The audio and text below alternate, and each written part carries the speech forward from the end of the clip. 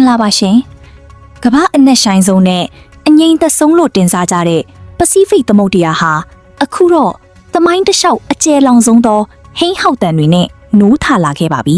။ဒါဟာတဘာဝဘေးအန္တရာယ်ကြောင့်မဟုတ်ပဲလူသားတို့ဖန်တီးလိုက်တဲ့ပထဝီနိုင်ငံရေးမုန်တိုင်းတစ်ခုကြောင့်ပဲဖြစ်ပါတယ်။ဘေဂျင်းရဲ့နျူကလ িয়ার ရေငုပ်သင်္ဘောတွေအပါအဝင်ရေတပ်အင်အားကိုအရှိန်အဟုန်နဲ့ချဲ့ထွင်လာမှုဟာဒေသတွင်တည်ငြိမ်ရေးကိုကြီးမားစွာစိန်ခေါ်နေပါတယ်။အထူးသဖြင့်2023ခုနှစ်အတွင်းကပင်လယ်ဝါကနေအရှိတရုတ်ပင်လယ်အထိရက်ပေါင်း40ကြာအောင်ပြုလုပ်ခဲ့တဲ့တရုတ်ရဲ့စီရေးလေ့ကျင့်မှုနဲ့လေကြောင်းပိတ်ဆို့မှုတွေဟာဒေသတွင်တစ်ခုလုံးကိုလွှမ်းမိုးချုပ်ကင်ဖို့ပြင်ဆင်နေတာကိုအထင်အရှားပြသနေပါတယ်။ဒါပေမဲ့ဒီရေပြင်ကိုဝန်းရံထားတဲ့ဂျပန်နဲ့ကိုရီးယားနိုင်ငံကြားမှာတော့ဆယ်စုနှစ်ပေါင်းများစွာကြာမြင့်နေပြီဖြစ်တဲ့အီးဆက်ဆက်အမုန်းတရားတွေကိန်းအောင်နေစေပါ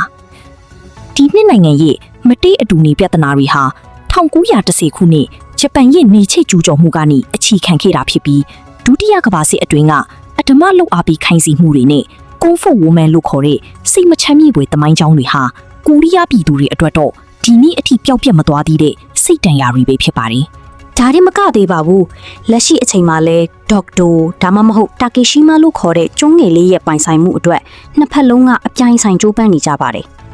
ဒီသမိုင်းကြောင်းအငင်းပွားမှုတွေဟာနောက်ပိုင်းမှာစီးပွားရေးဘက်အထိကူးဆက်လာပြီးနည်းပညာကုန်ကျန်းတင်ပို့မှုကန့်သက်တာနဲ့ဂျပန်ကုန်ပစ္စည်းတွေကိုတပိတ်မောက်တာမျိုးတွေအထိတင်းမာမှုတွေမြင့်တက်လာခဲ့တာဖြစ်ပါတယ်။တကယ်တော့ဒီနှစ်နိုင်ငံလုံးကအမေရိကန်ရဲ့မဟာမိတ်တွေဖြစ်ပြီးဒေသတွင်းတည်ငြိမ်ရေးအတွက်လက်တွဲရမယ့်သူတွေပါ။အတိတ်ကအိမ်မက်ဆိုးတွေကသူတို့ကိုမိတ်ဖက်ထက်ပြိုင်ဘက်တွေအဖြစ်တွန်းပို့နေပြီးမြဲတရုတ်အစိုးရမမျှော်လင့်ထားတဲ့အချက်တစ်ခုရှိနေပါတယ်။အဲ့ဒါကတော့ဘီဂျင်းရဲ့အရှိန်အဟုန်ပြင်းတဲ့ချင်းချောက်မှုတွေဟာအာရှရဲ့ထိပ်သီးအင်အားကြီးနှစ်နိုင်ငံကိုလက်ချင်းပြန်ချိတ်ပြီးသလိုဖြစ်သွားစေတာပါပဲ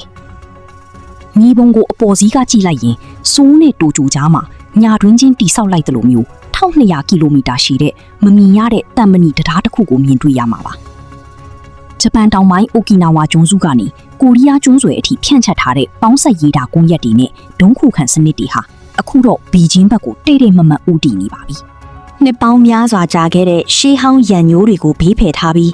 မဟာဗျူဟာမြောက်လိုအပ်ချက်အရဂျပန်နဲ့တောင်ကိုရီးယားတို့လက်တွဲလိုက်ကြပါပြီ။ဂျပန်ဟာလွန်ခဲ့တဲ့နှစ်ပေါင်း80ကတည်းကမထိတွေ့ခဲ့တဲ့လက်နက်တွေကိုစတင်တပ်ဖြန့်လာပါတယ်။2026မတ်လမှာတော့ range 1000ကီလိုမီတာရှိတဲ့ Type 12တံပြန်တိုက်ခိုက်ရေးဒုံးကျည်တွေကိုနေရာချခဲ့တယ်လို့2028မှာအတန်ထက်9ဆမြန်နဲ့ hypersonic ယာဉ်တွေကိုလည်းတပ်ဖြန့်ဖို့ပြင်ဆင်နေပါတယ်။ဒါဒီမကသေးပါဘူး။အမေရိကန်လို့ Tomahawk Cruise ဒုံးကျည်တွေပါဖြည့်တင်းလိုက်တဲ့အတွက်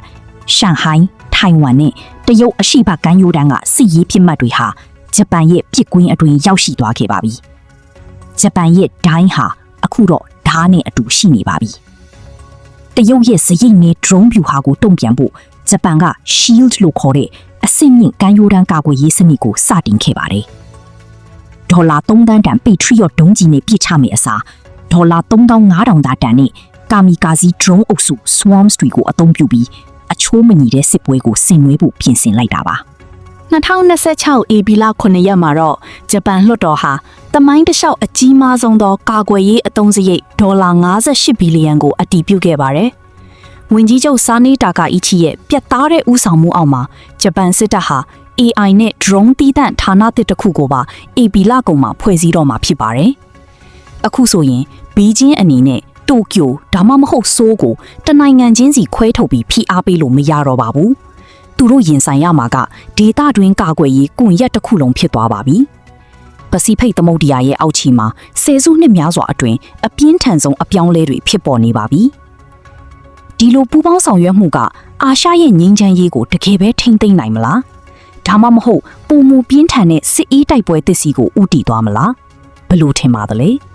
မိတ်ဆွေတို့ရဲ့အမြင်လေးတွေကိုလည်း comment မှာဆွေးနွေးပေးနိုင်ပါတယ်။အခုလိုစိတ်ဝင်စားစရာသတင်းတွေကိုအမြင်နားဆင်နိုင်ဖို့ Daily Focus News ကို subscribe လုပ်ထားဖို့ဖိတ်ခေါ်ပါတယ်။အားလုံးကိုကျေးဇူးတင်ပါတယ်ရှင်။